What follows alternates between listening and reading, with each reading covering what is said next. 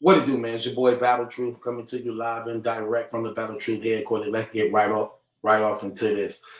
Steady surrounding the controversy of the Larry Hoover audio tapes that's floating around in the hands of the lady Karen Chapman. Reggie White just recently exposed Whack 100 on actually uh joining up with this woman together and busting a move and trying to make money off of these tapes. Now, Jay Prince released a statement pertaining to this and said that what they were doing was withholding tapes that could possibly be the key to setting Larry Hoover free from prison. Um, Whack 100 was like, nah, that's not the case. That's not true. The man got 6 life sentences. So that's not true. Now, these tapes date back to 1998 when Larry Hoover was locked in prison at a place where at the time he was able to get these visits and things like that, where people could actually come in and go see him. And since then, he been now moved to Supermax because of the threat that he is to being involved with the public. So he in the Supermax federal prison now. I believe it's underground, if I'm not mistaken. And so they got the last tapes that he did before the last tapes he ever did. So when he was allowed visitations and things. Now, the thing about this is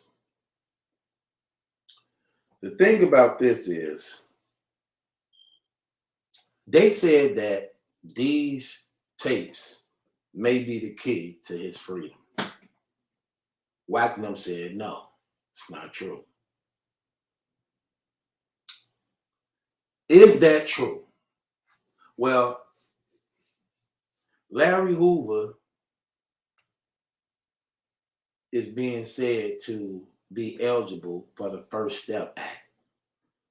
Some of the guys that was on his case have already been released as a result of it, who spent like the majority of their life behind bars in prison also. Which makes people believe that Larry can have a chance of getting out too. We know that Kanye and Drake them and Jay Prince them just recently did a free Larry Hoover concert in California. And here's the thing. Anything is possible. We don't know what's on the tapes. We don't know what information is on the tape that can help or be a key to getting him out. You never know if they holding the footage. We don't know what Larry Hoover may have said. 5-6 hours is a long time to be talking. If he may have mentioned somewhere in those tapes that he had an unfair trial or they violated his rights in some type of way, some information that people not been privy to that actually need to be put out there because it was maybe stricken during his trials, or you know how sometimes that stuff go. There's some people in prison who actually not guilty. I know some. But it's some things that actually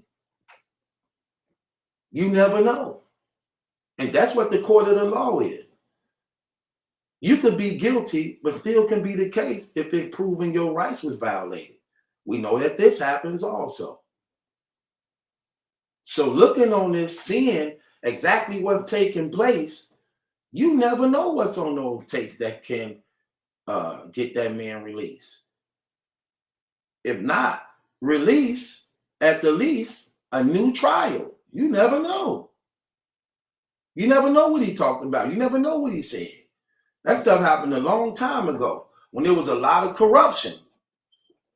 When there was a lot of corruption. You don't know, but you shouldn't have that right neither. You shouldn't have that right neither. You just can't say, no, I saw the tapes. Ain't nothing on the tapes that could free that man. Why would you say that? How you know? How you know? The only way a person to know if that's true is if they had access to the tapes to put it in play. There's no such thing as a failed plan. The only such thing of a failed plan is a plan that you don't see through. That's what a failed plan is. But you shouldn't be able to make that decision over somebody else's life or freedom. I'm just keeping it 100. You can't determine that. But those tapes in the hands of the right person can, especially depending on what's being said. 5, 6 hours? You don't know what that man said. And the law changed a lot. My brother just got out. He been gone for 23 years, 23 or 24 years. He just got out because a law was passed. When he had life without parole. He had life without parole. I think he was under the First Step Act too. He had life without parole, without the possibility of parole. And he just got out last year. My blood brother. I did an interview with him too on my channel. He was under he was under something just as worse. He just got out.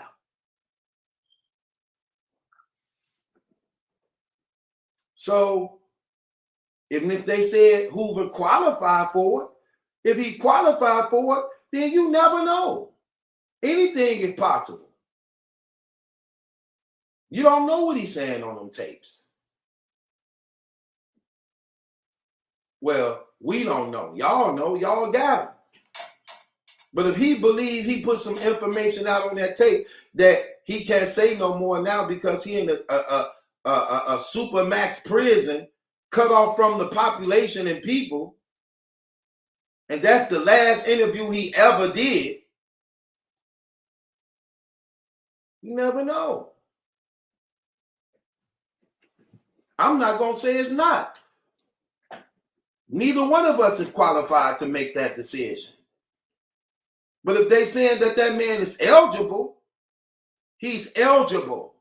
That means there's a possibility. It's not a definite no. So he has to submit what he needs to submit to see if he's eligible.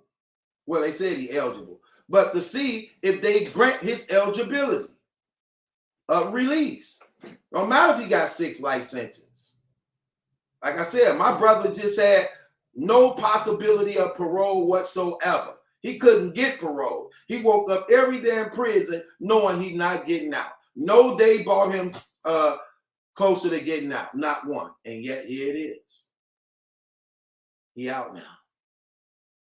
Well, we just thought he was locked up for life. Now he out. See, stuff like that. You ain't got no control over that. That's not your shot. That's not your call. That's not your call. So why would you want to hold that up from somebody? Why would you want to get in the way of that? You wouldn't want nobody to do it to you. You wouldn't want to be locked up 40 years and you feel you got some information out there that people hadn't heard that they need to hear that might could cause some type of controversy, awareness, to reopen back up his case, to give me a fair trial. My rights may have been violated. They didn't do this right at the time. This was this and they didn't do that, this and that. Somebody came forward years later and said this. You don't know. You don't know. And you not qualified to make that call. That's crazy. My brother talking about they millionaires and got all this money. Terrible.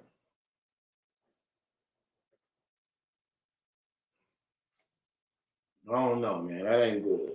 playing with people's lives like that, because you wouldn't want nobody to do it to you. I know I wouldn't want nobody to do it to me. So you don't know. Anything could be said. If that man 5, 6 hours, could you imagine all the things that man said?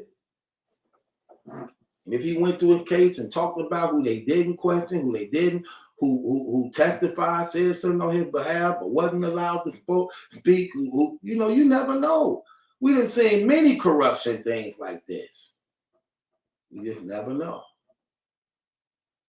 But what we do know is, I think it's 2 guys who was on the case, they out now. Was on the same case as him, had life without the possibility of parole, and now they out too. Because the First Step Act got them out. Come on, you just never know. You just never know. Laws changing every day. Especially in the political realm. This political realm, man, they doing anything to get voted in now, man. They working with rappers, gangsters, LGBTQ.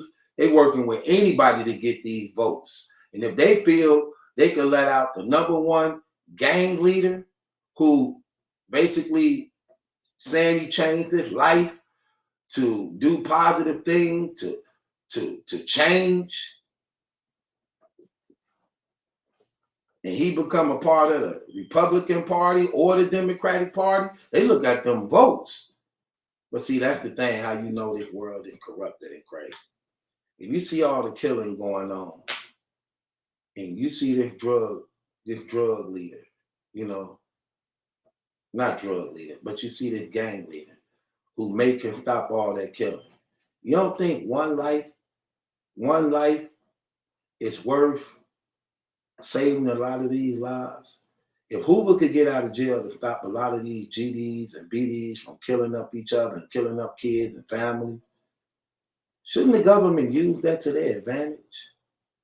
Like, they could take these gang leaders and put them in a facility where they still locked up, but they got on like bracelets and things like that to keep the violence down.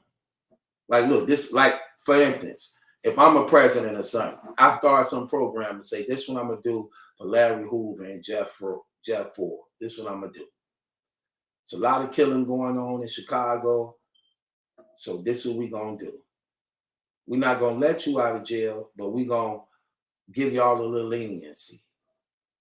We're gonna put y'all in a place where, you know what I'm saying, where y'all able to work with the gangs to keep the peace. But they don't want that. They don't want that. They want crime to keep going on because they all getting paid off of it. It's building their careers. Crime pay everybody. Crime pay the hospitals. We're going to call it sin. We're not going to call it crime. Because in the Bible, there ain't such thing as crime. It's called sin. So sin pay the hospitals. Sin pay the prisons. Sin pay the judicial system. Sin pay the police, the ambulance, the fire department. Sin pay everybody. So they don't want crime to stop. They're just trying to minimize it. But sin is paying everybody. They don't want it to stop. They get paid off murder. They get paid off all that. The lawyers get paid, district attorney get paid, the judges get paid. That's their jobs. You stop seeing, then guess what? They don't got no jobs no more. Come on, so they want this stuff to keep going on. Come on, man. Real talk. It's your boy Battle Truth. It ain't my judgment, that's a question. It's yours. Subscribe to Battle Truth.